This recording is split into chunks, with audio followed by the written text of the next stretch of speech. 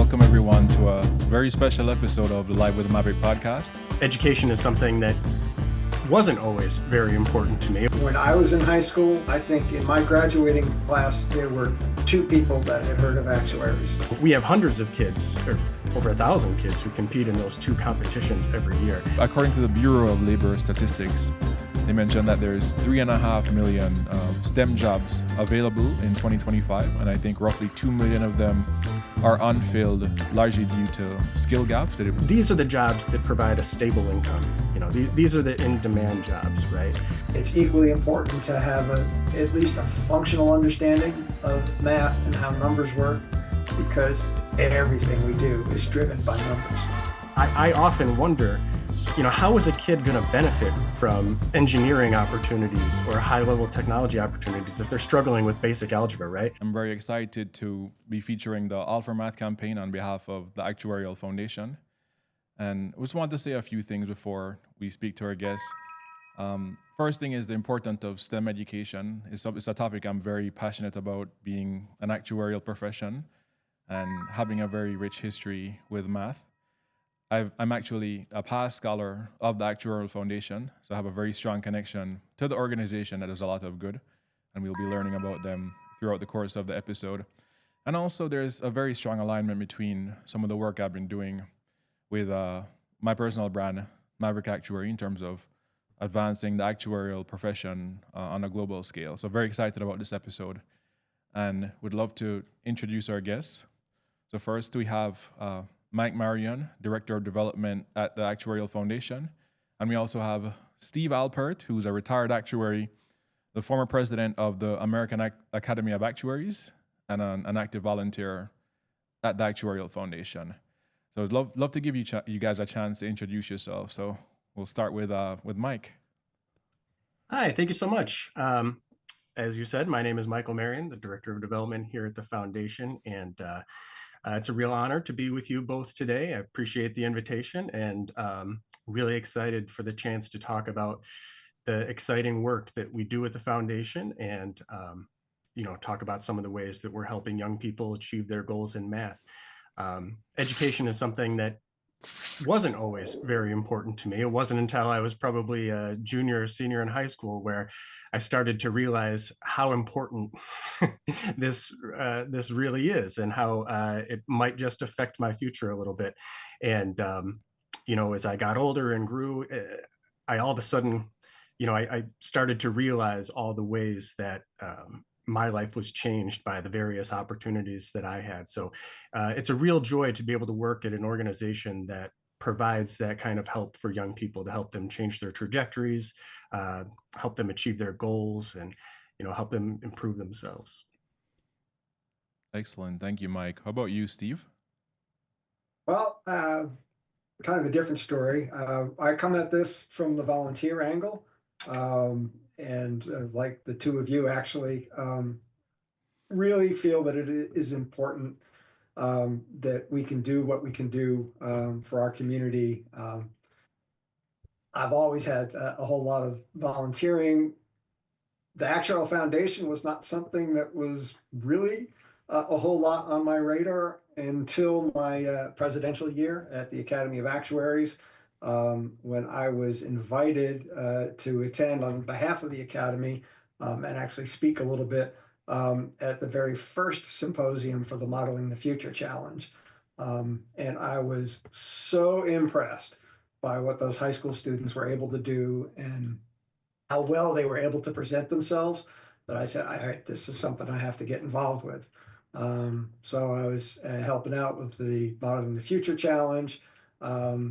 And then the pandemic rolled around and I said, okay, how can I leverage some of the in-person tutoring that I was doing locally, and got patched into the Math Motivators program, also from the Foundation, t-shirt I'm wearing, and got hooked up for several of those opportunities, which of course in 2020, 21, were all entirely virtual. And then I've continued on doing the virtual work as well. And I know that Math Motivators in couple of select cities has got a bunch of volunteers that are doing in-person work as well. So it's been really interesting and a really gratifying way to volunteer and, you know, help young people achieve STEM goals and mathematics. I thought it would be good to start with just building the foundations in terms of nonprofits. So when we think of actuarial employment, the majority of actuarial employment happens either in the private sector, typically corporations, some in the public sector, but I'll say primarily in the private sector, usually in the for-profit world. But I want to talk a little bit about nonprofits, because the Actuarial Foundation being a nonprofit. So when we think, Mike, about the importance of nonprofits, specifically for the actuarial profession, like how do you describe the importance of nonprofits for a profession like actuarial science? From my perspective, there's really three important reasons why the actuarial profession benefits from having a thriving nonprofit that represents it. The first one is we're very much a professional development opportunity for actuaries. So regardless of what program you're volunteering for at the Actuarial Foundation, a lot of what you're doing is explaining mathematical concepts that are maybe just a little bit out of reach for the student that you're working with. And that's, of course, something that, actuaries do every day. An opportunity to engage in that in maybe a less stressful environment than you would ordinarily in work. And of course, when you're volunteering at the foundation, you're interacting with not just the students, but educators and a lot of your peers as well from other companies. And so we provide networking opportunities and community building opportunities and things like that. The other thing, which is a little less tangible, but very much important, is having a thriving nonprofit that represents your profession as a benefit to the entire profession and to everyone who's a member of that profession. So every time the Actuarial Foundation helps a student overcome a barrier or work through a challenge that they're having, or achieve a goal of theirs academically or personally, that's something that we all celebrate. The foundation celebrates it, and every actuary across the country should celebrate that as well, because they're a part of this community, and so they're a part of what made that opportunity available for that student to thrive and grow. And then every additional story that we add to that list of thousands and thousands of stories over the years really lifts the esteem of the profession in the eyes of the general public. And then the other thing I would say about the pipeline is through our competitions, most specifically our middle school competition, the hardest math problem, and our high school competition, the Modeling the Future Challenge. I don't have the numbers in front of me, but we have to be the introduction to actuarial science for 95% of those students. As Steve pointed out, there were 2 students in his school who went on to become actuaries. But of course, these programs didn't exist at the time. So we have hundreds of kids, or over 1,000 kids, who compete in those 2 competitions every year. That's a lot of people annually who are not just getting exposure to the actuarial profession, but getting an opportunity to apply actuarial science to real world problems that affect them and their families and their communities. That's a pretty cool thing and a pretty rare opportunity for students. And of course, not every student who comes through our programming is going to go on to become an actuary. But because they're working with an actuary who's not just coaching them in math, but also acting as a mentor, many of them will, who otherwise wouldn't have learned about the profession. And I think that's a really cool thing. And it's hard to quantify, but a real benefit to the profession as a whole. I want to echo the success there. When I was in high school, I think in my graduating class, there were 2 people that had heard of actuaries. Yeah. One was me, because my father's an actuary.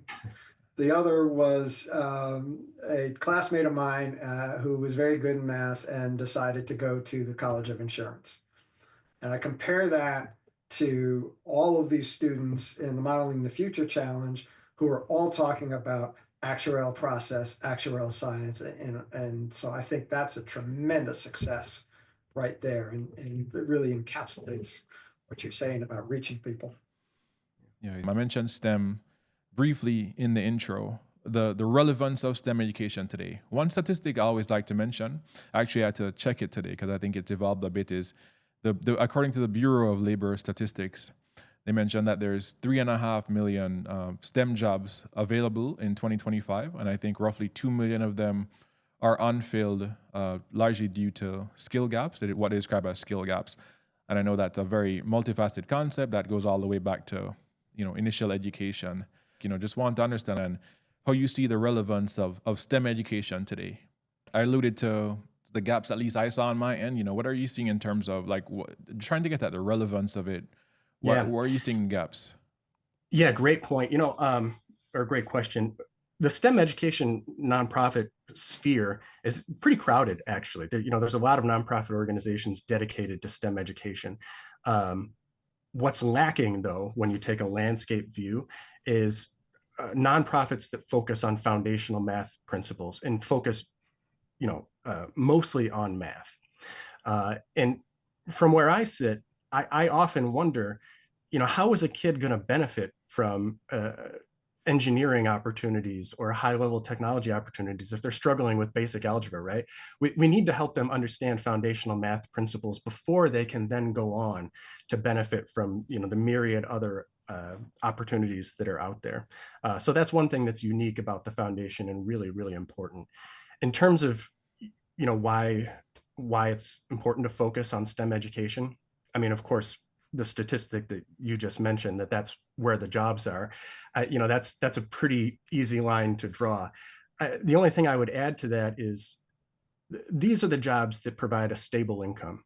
These are the in-demand jobs, right? So when I think about the kids that come through our program, I mostly think about the kids from underserved communities, and that's not all we do, but that's just where my heart is specifically. And so I think about, what are we doing to help those kids change not just their trajectories, but their families' trajectories too, and making STEM opportunities tangible to those kids, something that they can understand and then go on to pursue. That's just so important, not just, for them personally, of course, but also as I mentioned before, we face some really profound challenges as a society. We could throw out all the avenues in which, we need to change our path. Some of them are environmental, some of them are financial, insurance, stuff like that. So the more we can prepare the STEM leaders of tomorrow to tackle those challenges, the better off we all are. And something that stood out to me is that me and Steve have spoken previously, and Steve made a very profound statement. I think you said that in today's, today numeracy is as important. I'm paraphrasing, is as important as literacy. I thought that was a very profound statement that pairs up nicely with what you just said, Mike. Any thoughts on that, Steve? I have always felt that it is important just to be a participant in today's society. It is as important to be literate and have an understanding of civics and society. It's equally important to have at least a functional understanding of math and how numbers work, because everything we do is driven by numbers. Now, this is not high-level calculus. It's basic high school math. But you have to be able to do that stuff to really be able to function in society. And that's the thing I have found about math generally, is that, there's always more than one way to get into a problem and to solve it. And for each student, that way in might be different. And so the trick is to find the right way in so that they can see the problem, feel the problem, go, oh, okay, I get it now. And that is just one of the most immensely satisfying parts about teaching and tutoring in general, when you say, yes, student finally gets it, and then you see the light go off and they start making all kinds of connections, and it's just a really, really cool feeling. Anyone who's done an actuarial exam, well, you don't have to do actuarial exam, but if you're a math major, anyone knows that multiple solutions, many ways to solve a single problem.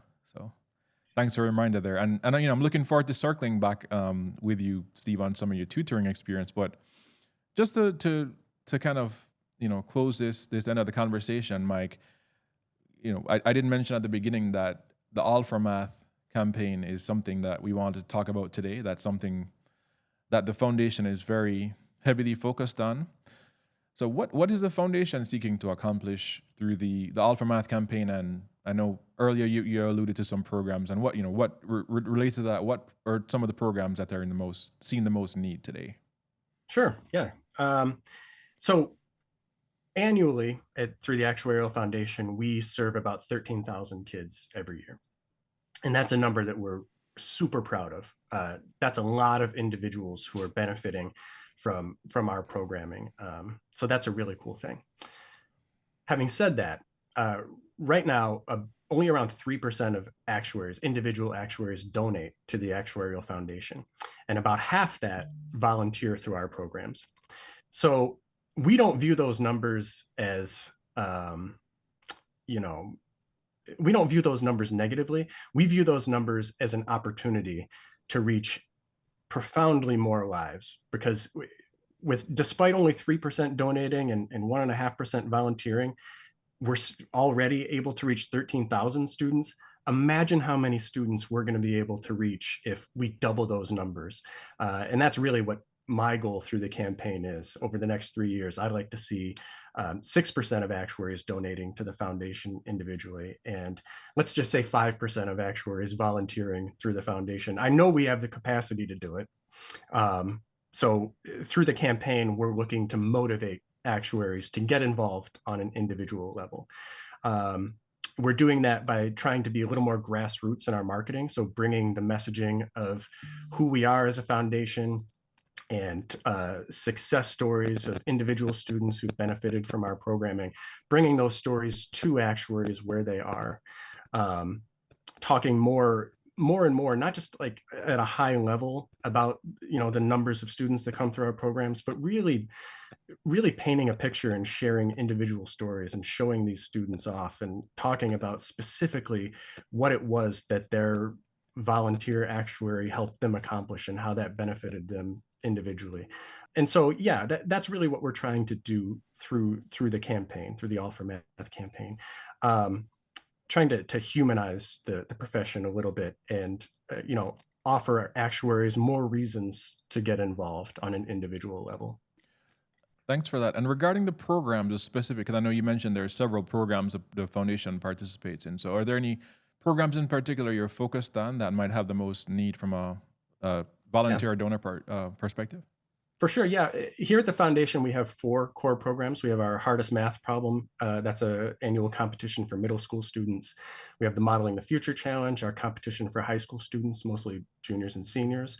Our Math Motivators Tutoring Program, and our STEM Stars Actuarial Scholars Program. Right now, and probably for the foreseeable future, the biggest need for volunteers are for our Modeling the Future Challenge and our Math Motivators Tutoring Program.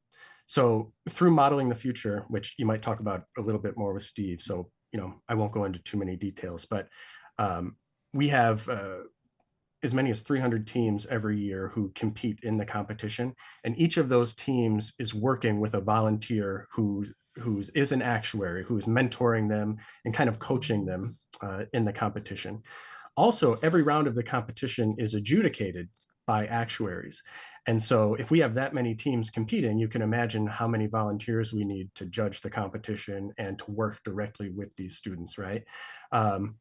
We're really grateful to the current volunteers we have, because many of our mentors are working with more than one team, because that's what we need them to do. And many of our adjudicators are judging maybe more student submissions than they'd like to, right? So if we could sort of spread out that a little bit more, the volunteer opportunity is more manageable and more satisfying, I think, for our volunteers. Math Motivators is the other program where we really have a serious need for volunteers. So during the pandemic, we shifted our model from in-person tutoring to virtual tutoring out of necessity. We were really happy with how quickly we were able to pivot, and really happy to continue offering those services uninterrupted. Earlier this year, we made the choice to really put our foot on the gas in terms of trying to return all of our tutoring programming back to in-person. And we did that because the outcomes for the students are significantly better when you're tutoring in person. And the levels of satisfaction for our volunteers, our tutors, is also significantly higher. And so, with that in mind, we shuttered a number of our virtual programs and really put a lot more effort into the schools where we were working in person. However, due to hybrid work environments, it's been a real challenge for us to get folks to volunteer for in-person opportunities. So, if you're working from home 2 or 3 days a week, it's a real tall ask for us to say, hey, how about you drive into the city to tutor a couple kids for an hour and then drive back home to finish your workday. So we've struggled to keep up with the demand. However, we're still committed to making the push to returning to in-person because it's a superior way of doing the tutoring for sure. So right now we're looking for tutors mostly in Philadelphia, Hartford, and Des Moines. Those are our areas where we have the biggest need right now. Thanks for answering. I was just going to ask that because I was curious to know if there was a geographic concentration, but it sounds like those are the three key areas. There's Philadelphia, Hartford, and Des Moines. Those three? Yep. Okay. And the great thing about that is there's an awful lot of actuaries in those 3 communities. So I think there's a lot of potential for us to fill the need. But the unfortunate thing is about those communities, the amount of need that there is. Those are all really big population centers, of course, and it's no secret that nationally and especially in those urban communities, math scores post-pandemic have really been a big problem and continue to slide in the wrong direction. So, we really need to be reaching out to those kids and getting them the individual help they need to catch back up. Okay. Well, thanks for that, Mike. I'd love to bring Steve into the conversation now. So we talked a lot about the foundation, STEM education, several things around math and actuarial. But one thing that we mentioned consistently throughout the course of this podcast is the idea of volunteering. And if you think of the actuarial profession, I know, Steve, you have experience with the academy. I am a CAS member. I've volunteered on committees before.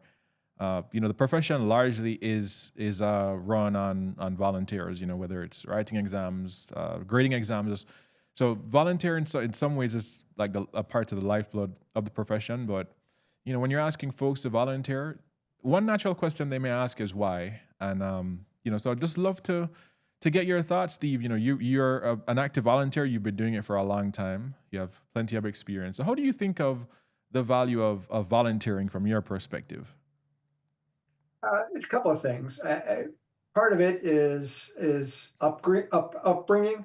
I grew up in a situation where volunteering was important, and it has always been something that is important to me in a variety of contexts. It really helps you feel like you're a member of a community, whatever that community is. And it's really wonderful to be in a place where your material needs are taken care of by your paid job. And then you can kind of express your support and gratitude in the community. It really helps, I think, with actuarial science and math specifically. I think it really helps solidify all the concepts. I think having to explain things to somebody else or to think about how things actually work and sort of get out of the day-to-day demands of what your job is asking you to do, also means that I think it sharpens your skills. It makes you think about how things are constructed. And, I've always thought probably the best way to learn something is to have to teach it.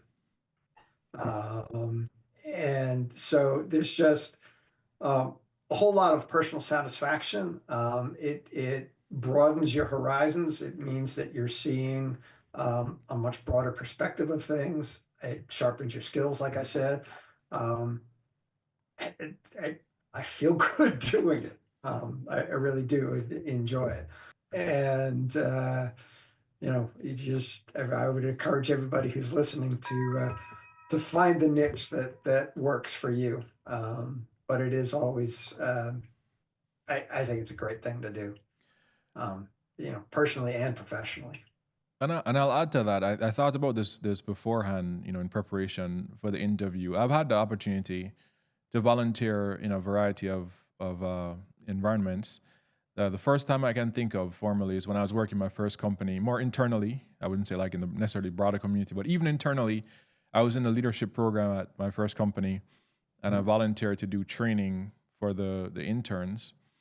And like when I think of volunteering, like, if you have any apprehension about it, think of it as being mutually beneficial. I think it's mutually beneficial because it's not just helping, as Steve mentioned, it's not just helping the person who you're helping, but it's helping you to sharpen your skills. So when I was preparing those trainings, I had to, really, I remember the training I think was on reserving at the time. And I was young in my career, so I was still learning it. So it was good to help me solidify and build a good foundation within that space, which I've taken with me throughout my career. Another avenue I've used is I've done maybe a little bit innovatively through Instagram. So Instagram has a story feature where you can do a Q&A session, and I've done virtual Q&As probably at least at this point over 1,000 of them, over the past 3 or 4 years, and been able to answer questions for students around the world. And other than of course just contributing to the profession as I would want, again, helps me not just to sharpen my skills, but to really understand, what's happening in the global actuarial community. So that's been very enriching for me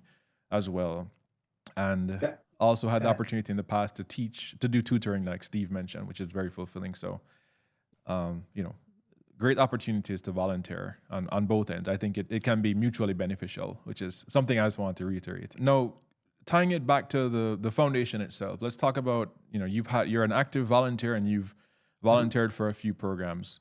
Let's talk about some of the specific nature of the volunteering that you've done. I know you've worked both with the Math Motivators program and the Modeling the Future Challenge. So just love to learn a little bit about your experience, what that looked like and some of the things you might have done. I got an email from somewhere saying, hey, we're looking for volunteer tutors. So I said, okay, well, I do that. And got hooked up through the Math Motivators and have participated in a number of different virtual programs there. There's some summer tutoring that we did remotely. There was kind of one-on-one, almost homework help that we did. There's been some SAT, ACT prep, and I have actually done all of those things on my own locally as well. So all told, gosh, 30, 50 students, maybe more over the years between those two programs. And, that's just, it's been really gratifying, particularly if you have kids that are coming in. It's like, oh, I can't do this, and I'm all confused, and then you just kind of walk them through step by step, and then by the end, they're banging it out. Recently, virtually, we've been using through the foundation, the IXL online training tool, which kind of presents the students. It does some diagnostic, and that presents some students with some increasingly difficult problems in areas, and kind of brings them along slowly. That has been fairly successful, particularly if the students come in and are willing to, do a little bit of work. Sometimes they need a little bit of explanation just to get over the hump, but then once they do, you start seeing them build up some speed. So that's really fun to see. The Modeling the Future Challenge, it fit very nicely with sort of my professional interest, which goes back probably 30, 35 years in how models are constructed, in the process of constructing models. the idea that you need to be very clear about what it is you're measuring and what it is you're modeling and how you might interpret your results. Not actually, not so much constructing particular models, but sort of how the whole process works. The way the competition works is in the early fall, the teams go through kind of some warm-up stuff to sort of teach them about the basics of the actuarial process. And then they submit a project proposal. Those that complete all of that work are chosen as semifinalists in early December. And then they have from then until early March to actually prepare their projects. During that time, they get 2 or 3 meetings with an actuarial mentor, 1-hour meeting, just to kind of help them through the process, help them conceptualize their ideas.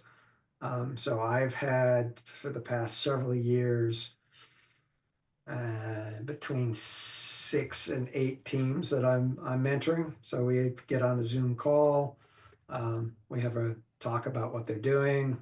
I help them kind of conceptualize their projects or help with their data or help with their interpretations, whatever.